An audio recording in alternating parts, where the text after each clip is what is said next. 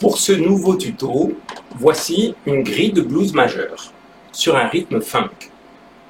Tout d'abord, une première approche simplifiée avec Funky Blues numéro 1. Cet accompagnement en Do utilise les trois accords de base 1, 4, 5 en chiffres romains, c'est-à-dire Do, Fa, Sol dans la tonalité de Do, avec pour chacun une septième bémol, particularité de l'harmonie du blues majeur. Sur la guitare, à partir de la position suivante de l'accord de Do, il suffit en fait de rajouter le petit doigt ici sur l'accord de Sol case 3 pour jouer la septième bémol. Voici donc un Do7. Pour obtenir Fa 7, Do, Ré, Mi, Fa 7, le quatrième degré, ou Sol 7, le cinquième degré. Il est indispensable de maîtriser une des techniques de blocage de cordes qui est très fréquente et qui consiste à venir effleurer la corde de Mi grave avec le pouce de la manière suivante. Et donc, quand je vais jouer le Mi grave, il ne résonnera pas. On appelle ça une dead note. Avec l'index, je vais bloquer la corde de Mi aigu et de la même manière, la corde de Mi aigu ne résonne pas. J'ai donc uniquement les quatre cordes du milieu, c'est-à-dire La, Ré, Sol, Si, pour Do7, et puis je peux faire la même chose, bien sûr, et même je dois faire la même chose sur Fa 7 et Sol 7. Pour le rythme, je vous propose l'écriture suivante. Les élèves qui suivent des cours avec moi sauront sans difficulté le lire, le prononcer et le reproduire sur l'instrument. Le voici prononcé sur la pulsation. Pa, pa, pa, pa, pa, pa, pa, pa, pa, pa, pa, pa, pa, pa, pa, pa, pa, pa, pa, pa. Le voici reproduit sur l'accord de Do7.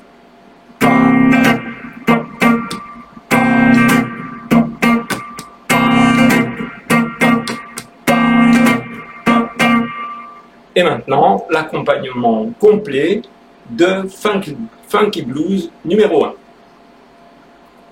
3, 4, allez.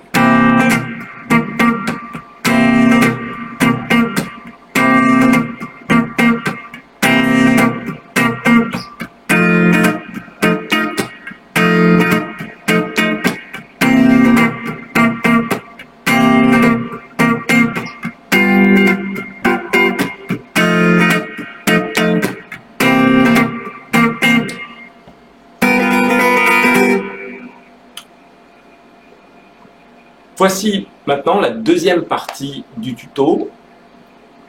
On va aborder une étape plus avancée avec Funky Blues numéro 2.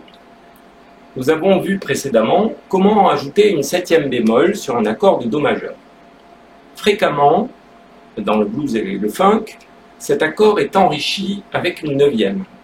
Il est alors noté C9, c'est-à-dire Do9.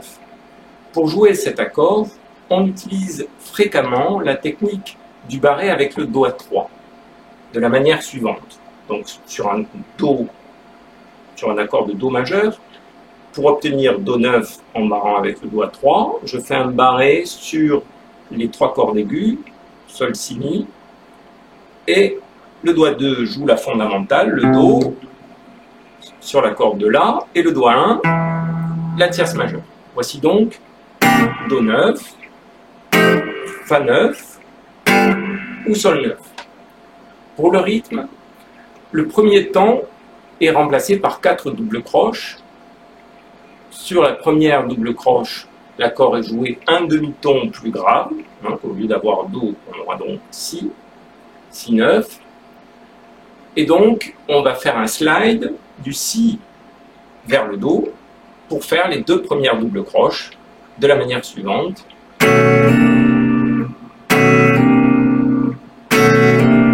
Les 4 doubles croches du premier temps vont donc être les suivantes. 1, 2, 3, 4. 1, 2, 3, 4. 1, 2, 3, Maintenant, voici l'écriture rythmique de Funky Blues numéro 2. Avec la pulsation, on obtient pa pa pa pa pa pa ti ti pa pa pa pa pa pa ti pa pa pa pa ti pa pa ti pa pa pa pa ti pa pa ti. On voit qu'il n'y a plus de silence et par contre on a des dead notes qui sont obtenues en desserrant l'accord. Sur l'accord de Do9, on obtient